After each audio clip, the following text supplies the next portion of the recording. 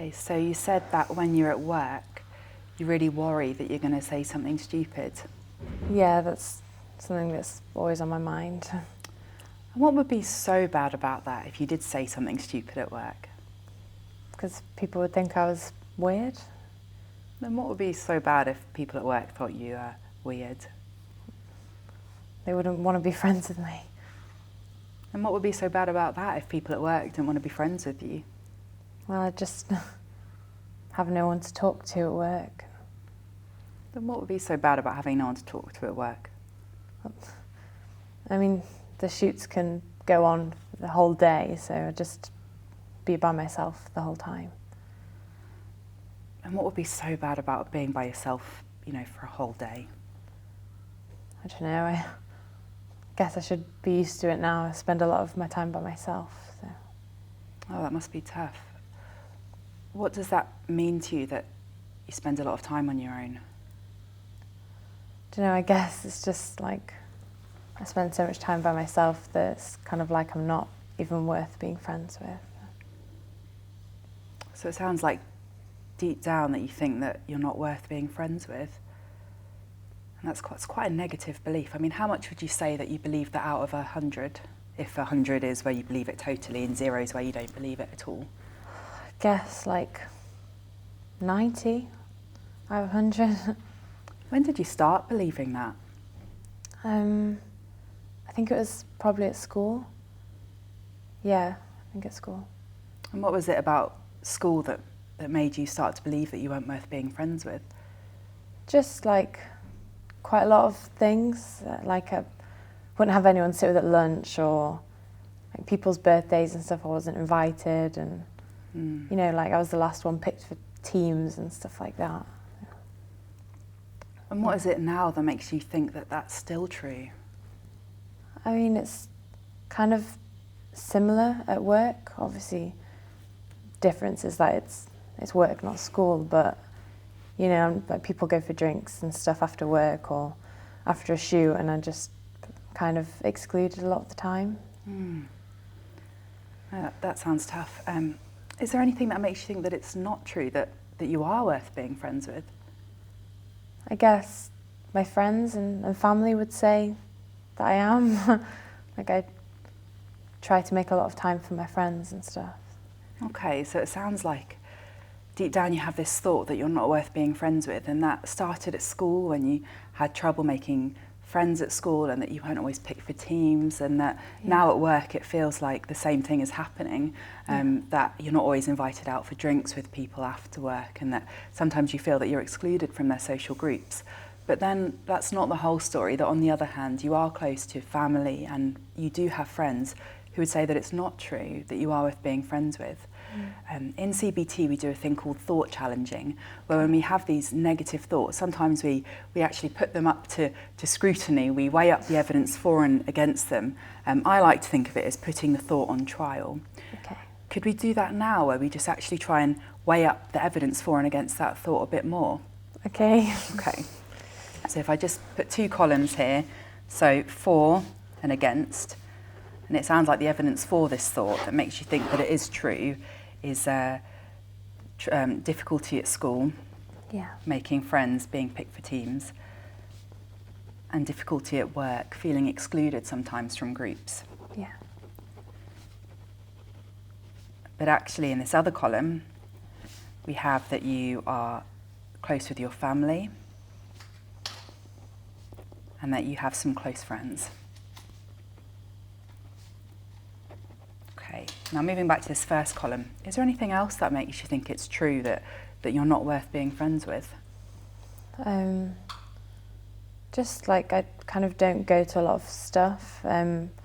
People have like gatherings and things, and a lot of the time I don't go, and rather just stay at home.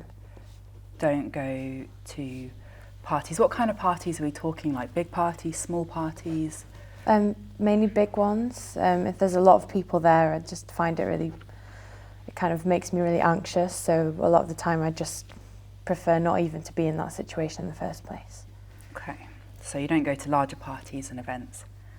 Okay, is there anything else that maybe makes you think that it's not true, that actually you are worth being friends with? I mean, I guess my friends would say that I was. I do have close friends, and you know, when it's like their stuff that's important to them, I always make sure that I think about that, and even if I find it stressful, I'll always make sure that I can kind of put them first. Okay, so your friends would say that you are worth being friends with, Yeah. And it sounds like you put your friends first. Yeah, I do make sure I try and do that. In what kind of ways do you put your friends first? I guess when it's birthdays or, you know, it's something important to them, I'll always make sure that I'm there and that I put a lot of thought into presents and stuff like that. Can you give me an example of a time that you've done that? It was my friend's birthday a few weeks ago, and we did like a big surprise at hers, and I made a cake and stuff like that. So you actually help to organise events for your friends. Yeah. Is there anything that you do that you wouldn't do if you weren't a good friend? I guess that I kind of always put myself in a situation, even if I find it it makes me anxious. If it's for my close friends and I know that it's something that's important to them, then I'll always put them first and make sure I'm there. So you'll tolerate your anxiety if it means something to a friend of yours? Yeah. Okay, so at the moment in the 4 category, we've got that you had difficulty making friends at school, that you're having difficulty now at work making friends, and that you don't go to larger parties or events. But actually, there's a lot of evidence in the against column, evidence that would suggest that actually you are worth being friends with and you're a good friend, that you're close with your family, you're close with your friends. Your friends would say that you're a good friend. You put your friends first. Even when you're anxious, you tolerate that anxiety if you know it will mean something to them. That when things are important to your friends, like birthdays, you'll make a real effort. You'll even actually go to the effort of organising events and baking cakes and doing things like that for other people. Is there anything else that you do that makes you think that maybe you are a good friend, you are worth being friends with? I mean, I still have my friends, so I guess if I wasn't worth being friends with, I wouldn't have these friends that I've had for quite a long time. Okay, so it sounds like you've got long-term friendships as well, so that you might have trouble making friends, but when you make them, you stick with them. Yeah. Okay, I'm just going to give you this list now to have a look at. Okay.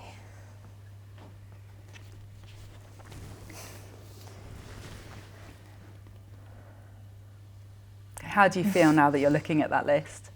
It's weird. There's actually kind of more stuff in the against than there is in the for. I guess also a lot of the stuff that is in the for column is kind of things that I make happen. Like I don't go to things. Yeah, it seems like some of it's kind of in my hands. So it's not that you're not worth being friends with, but actually that you're choosing not to engage with people always. Yeah. Yeah, I think so, yeah.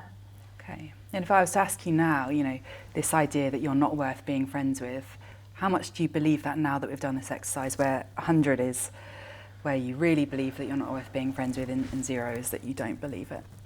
I guess I'd say maybe 40. I do still think that it might be true, but I think I believe it less than I did before.